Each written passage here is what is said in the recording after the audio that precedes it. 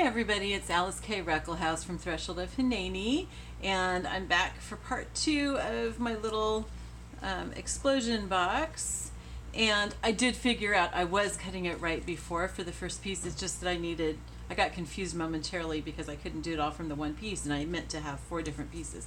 So we'll go back and we'll do the outer layer later, but for now we've got the inner layer to work on, and that's kind of good because this is what I want to use right now for the Bible study that I'm doing, so I may as well do that. Okay, I decided to paint this inside part rather than covering it with paper because the printing goes all the way to, underneath the edge, and if I put paper in here, it's going to keep it from folding if I have the paper go all the way to the edge. So I decided to paint it. So I just grabbed a brown. I have lots of different colors of brown, but this is brown oxide, and I think that looks pretty cool with that. I thought about painting all of these, but I don't think I want to do that. I think I want to just paint this inside part. Whoa, that's a lot of paint. Got way too much. And I like this manila color for the rest. And I've got this here to hopefully keep it from getting onto the pocket parts. So anyway, just to give you guys a little bit of background, if you're watching this and you're not familiar with me, I love to do crafts. I love to sew especially, and so I usually do a lot of sewing on these, and I probably will do some sewing, but I think the main construction is going to be using glue. Boy, I really got way too much paint here. Oh my gosh. Okay, and then I want to put this up here. But anyway, I mean, a little bit of personal background. My husband was killed in a really horrible car accident 3 weeks ago today. And so I'm still kind of recovering. And so mentally, I'm probably not completely all here yet. I mean, normally I would make a lot of mistakes. Don't get me wrong. And my desk is truly always this messy, although I still do have hopes of maybe getting it cleaned off, at least for filming at some point. But who knows? You guys just have to accept me as I am, and I really have faith that you do. One of the things that has been so cool to me about the crafting community, and and I'm specifically involved in the junk journaling aspect of that, is just the way that all these women who don't really know me, I mean, we've never met or anything, have just opened up their hearts to me. It's just been really cool. And like I was showing my mom, it's like, all the cards and everything that I get from people are special. It all means a lot to me because it's all people trying to show comfort and love in some way. And, sometimes their words are awkward, and sometimes maybe even, I mean, you could choose to take it offensively, but I know that that's not how they mean it, and so I don't take it that way. But I have to say that the things from my junk journaling friends are just incredibly special. I'm not going to say that they're more special than things that I get from other people, because they're not. They're just special in a different way. But they're just incredibly special because it's like people sharing from their hearts. It's like quite a few people have sent me these little bits and pieces of ephemera or lace or little bits of fabric and stuff, and it's just like, I think that somebody who wasn't involved in junk journaling would look at it then and go, that is just really weird. But to me, it is so precious, and I'm using them in the journal that I'm doing of bills in my marriage, because it's like, and this is kind of how it's been with everybody who's loved on me and prayed for me and everything, but I guess it's just tangible with the stuff that people in the junk journaling community have sent me. It's like, I've had my heart ripped into and torn out of my chest, and that seriously is physically how it has felt at times.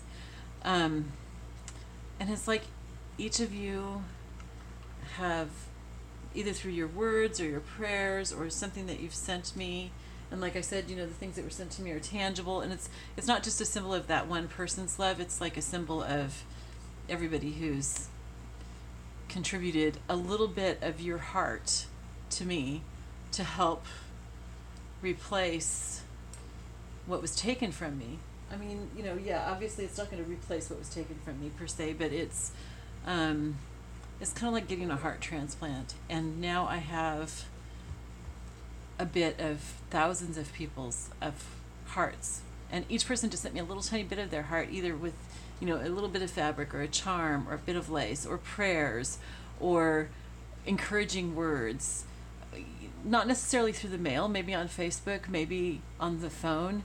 But each of those things has been one little tiny bit that's all added together to give me a new heart in a way. And it's just, it's really amazing. It's so loving and compassionate and just incredible. You know, it's like when Bill died, that day, you know, the organ donor people called me because, you know, they have to get the organs right away, and they feel so bad that they're calling you when you're just hurting so much. But if they don't, then, you know, your loved one isn't able to donate like they wanted to.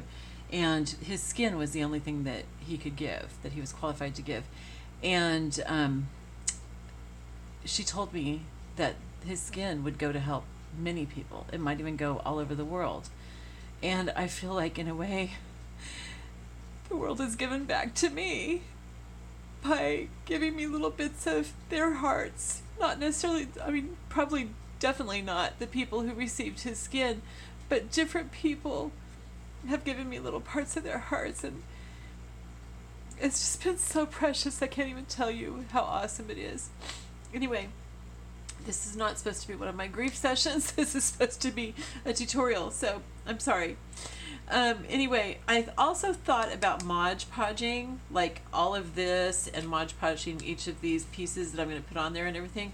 But I would have to really plan ahead, you know, Mod Podge them and let them dry and everything. And I'm not there right now because of the accident and everything, and because of dealing with all this. I just can't think ahead very well. So I might do that at a different time. But I just wanted to get it out to say that's a possibility if you want to do that.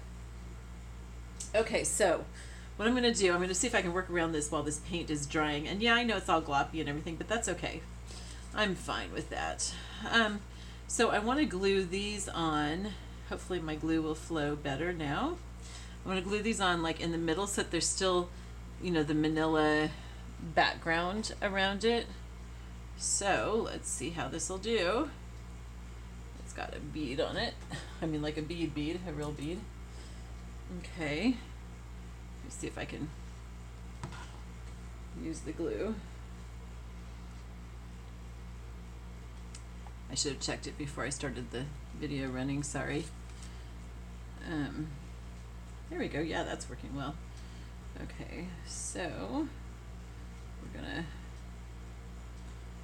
get this glue, and really I only need to glue around the edges with this glue. This is just like a really great glue, I love it. But see, since I've got a bench collapsed there, I'm going to just kind of spread it toward the inside. This glue is my favorite all-time glue, but the only thing is you really do need to store it upside down. And I had been keeping it in a twine ball, but I've used so much of the twine now that the ball is falling apart, so it doesn't hold it anymore. Oh dear, I don't have any more of my cosmetic wipes. Okay, so I'll just do this for now. Okay, so I've got that basically centered, and you know, if you know me, you know I'm not a perfectionist. It doesn't bother me that there's a little bit of brown paint there or anything like that. Oh, and I was going to distress these off camera, but I'll do them now. This is what I mean, you guys. I don't have it in me right now to think ahead, but doing this is very comforting, and doing it as tutorials or craft with me's is also really comforting, because it's like I feel like I have somebody here with me, and I'm not alone. But at the same time, today I kind of needed an alone day. So I needed an alone day, but it's comforting to know that I have somebody to talk to. And you guys won't see this for a week or two, but it still is comforting. So anyway, so right now I'm just distressing around the edges to make them more defined, and it also gives it a little bit of a worn look. but mainly just to make them more defined. Okay, so this one's already pretty much done. I think I stopped in the middle of it when I realized I wanted to round the corners. And I've done thumb holes. Now these are not going to be pockets. The reason that I did thumb holes is just to follow the thumb hole of the pocket itself. The manila file folder is a pocket, and I may also add, I'm thinking of maybe a diagonal pocket on top of these. I'm not sure. We're going to see. So that'll go like that.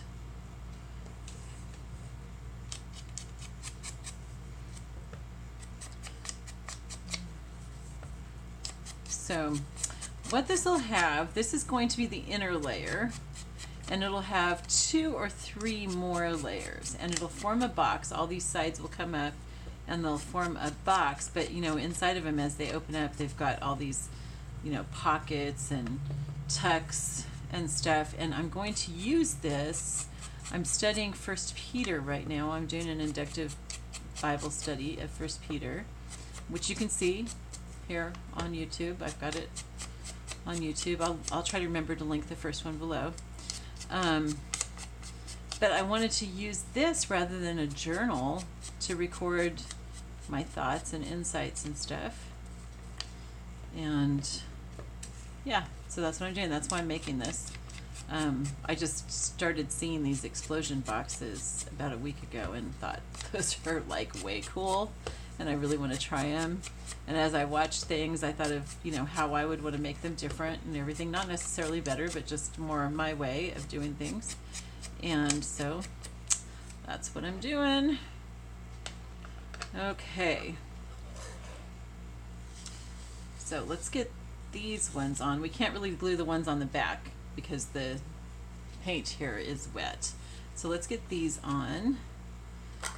And we can also think at the same time about whether we want to put, which I do think I want to put like a diagonal pocket on them probably, so that I have another place to tuck a little something.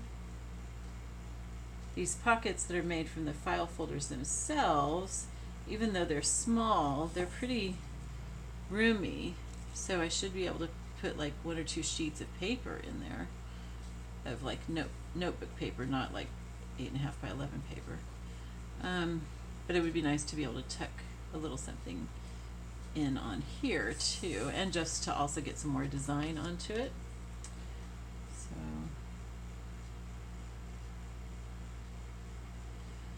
yeah, so we're just gluing this on. This glue is called Crafter's Pick, the Ultimate, and you can see I've like really used it up. I have another one that I've started, but I left it open one day and I've got to dig at it a little bit. I just touched the paint, got it on my hands. I'm going to wipe it on my pants. I don't really care if I get paint on my pants. Okay, and then, and we may still put something, you know, on top of the painted area. I'm not sure. I mean, because this is going to be the top layer, so we may want to put something really special, maybe like a verse from 1 Peter or something that would put there. That might be kind of like whatever I feel like the key verse for me has been. 1 Peter is about suffering, and I am definitely going through suffering right now with losing my husband. He was such a good man, and we had such an amazing marriage. I think a lot of it was because, you know, we were both older. He was 73 and I was 53 when we met. Okay, I punched too many of these with holes. How funny. And so, you know, I think that you're just wiser when you're older like that. But also he had experienced a really, really good marriage. And so, you know, he had some good experiences that we could learn from. Okay, so I think I am going to do like a diagonal pocket on those. Ooh. Do I want to do stripes? That's a possibility. Or this. I don't think so. I think that's too big. Maybe not this. I do think something that has some brown in it. That actually is kind of cool too, though.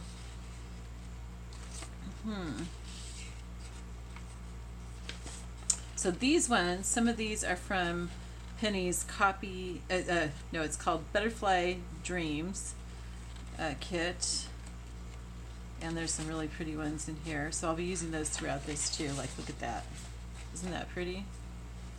I love that. Okay, so I think I'm probably going to use one of those. Okay. That kit uses pretty much the same colors, and that's why I chose to use it with it. Now that I think would just make too much blue, so let's not do that. I really kind of like the brown. Okay, so we're going to do that.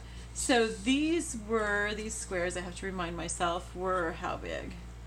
They were, I think, 2.5 or 2.25? 2.5. Okay. So we're going to make two 2.5-inch squares.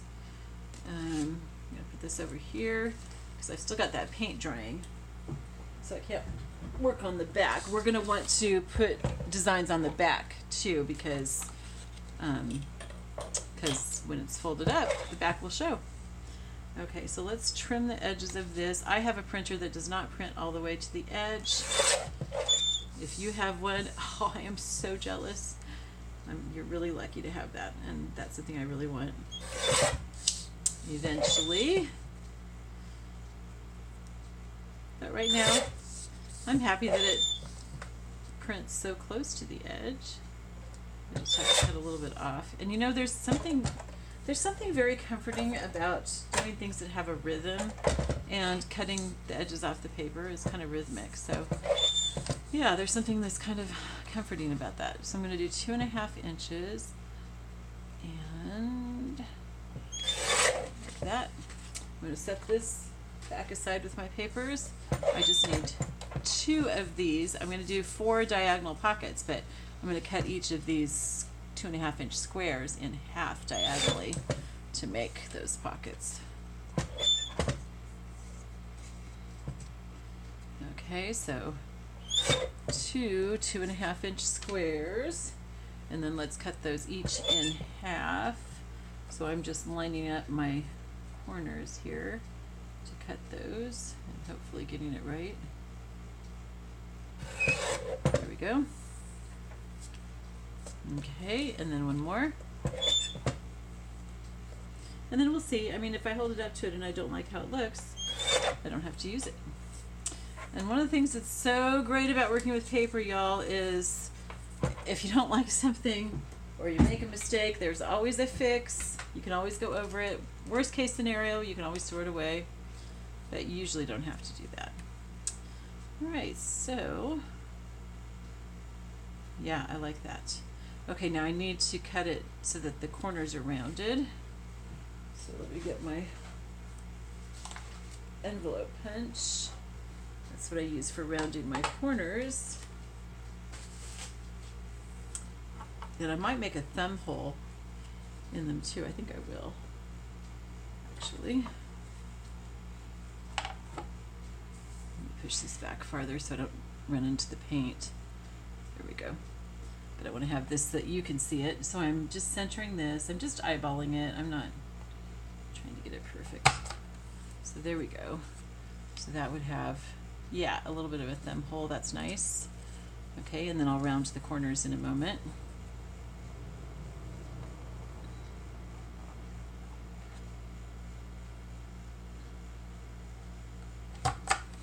I love this tool. Oh, and I should also distress the edges of these too. I'll probably forget at some point to distress something, but it's not the end of the world. Nothing is the end of the world, you guys, and I'll tell you what, there's nothing like losing somebody you really love to make you realize that all these little things are really very, very inconsequential. Okay, so then I'm going to round these corners. I'm going to round them as if they are still a square. So I'm sticking them in like this to round the corners. Okay, so I'm rounding them just as if they were still a complete square. There we go. Okay, so that's how that'll look. That's cool, I think. Don't you think that's cool? Or maybe more over here because there's more of the design on the other side. I'll have to try it on all 4 of them together to make sure that it's the way I want, because I think I want them all going the same direction. Right. And I need to distress them. Okay, so that's 2. So I think we'll have time to distress these and get them on, and then we'll call it quits for today. If my video ever ends, and I haven't, look down in the description box below, because I'll have the link to the rest of the video there. My camera, for some reason, quits after about 30 minutes. It's like 30 minutes and some odd seconds. And then it just picks up. It still keeps recording. It just splits up the video, and I really don't understand why, and I don't like it, but that's how it is. So that's just what I got to deal with. Okay, so I'm going to distress these. And again, I just like to distress them because it adds some definition to them. Looks really cool. And, you know, again, it's something that's kind of comforting to do. I enjoyed distressing even before I lost Bill. I really liked it. And Bill really enjoyed having me distressing things. It was one of the things that I could take out to the kitchen and work on while we talked. We sat and talked a lot. And, you know, so I never felt like I was wasting my time inking things. I think, you know, if you're selling stuff, the inking can take so long, and it just makes it cost prohibitive. But if you're doing it while you're sitting talking to somebody, then I don't think of that as time that I'm using towards making something to sell. I think of it as time that I'm spending with somebody talking to them. And so I don't figure it into the cost. And yeah, so it just, and it just really does make it a lot prettier.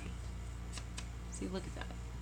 That edge that's done, see how it, like, it's uneven, just like it would if it was aged. And so it's just really cool looking.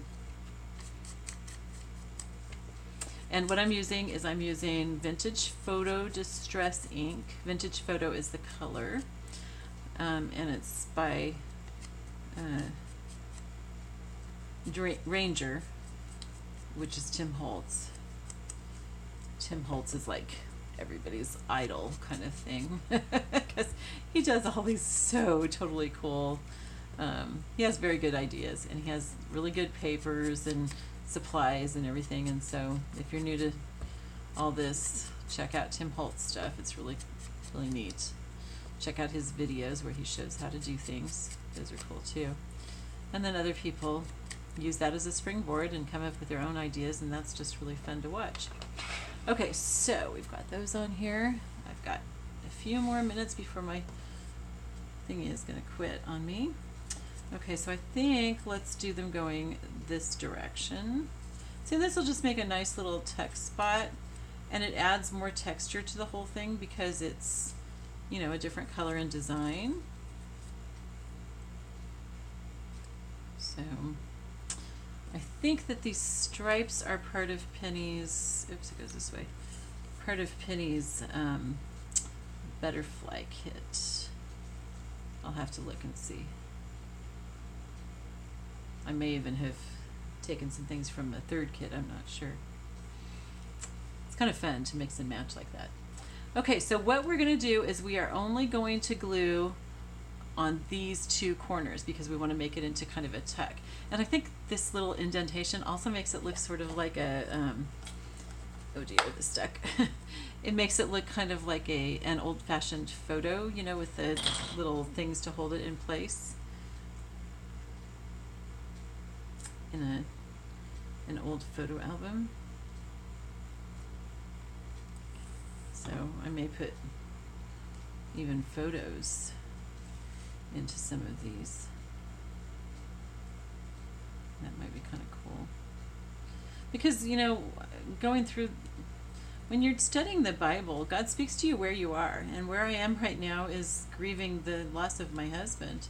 And so reading 1 Peter, or probably anything that I would have chosen to study, would be speaking to me about that. And if you're studying along with me, it's going to speak to you about different things, because, yeah, God's word just meets us where we are. It's really cool. And I don't mean, that you can just interpret it however you want. Obviously, it means what it means. But different things will stand out to you. It's like this book that I'm reading right now. Oh my goodness. I'm reading a book by Amanda True. I'm reading a bunch. I always read a lot of books at one time. And I'm reading a bunch of books on mourning and death and all that kind of stuff. And those are really helpful. I don't mean to sound, light about them, but they're really helpful. But I kind of have a need to read fiction at the same time. And so I'm reading a book by Amanda True called The Beloved Daughter, and it's about a woman who escaped from North Korea. And there are parts of it that have really, really ministered to me in my grief over my husband. I'll do a review of it probably at some point, and I'll read some of those parts or tell about them and tell about what they meant to me. But it's just incredible how God brings those things that you would think this has absolutely nothing to do with what I'm going through, but it does. And actually, the pages that I just read this afternoon in that story have ministered more to me than any of the books on loss, that really are about what I'm going through. So it's just interesting how God does that, and He does that through His Word too. And this is a Christian book, so it's got scripture in it and stuff. So anyway, yeah. So there's my middle. This is still drying, so I can't flip it over and do anything on the back yet, but we will. And so that's it for today, and I will see you all tomorrow. I love you. Talk to you later. Bye bye.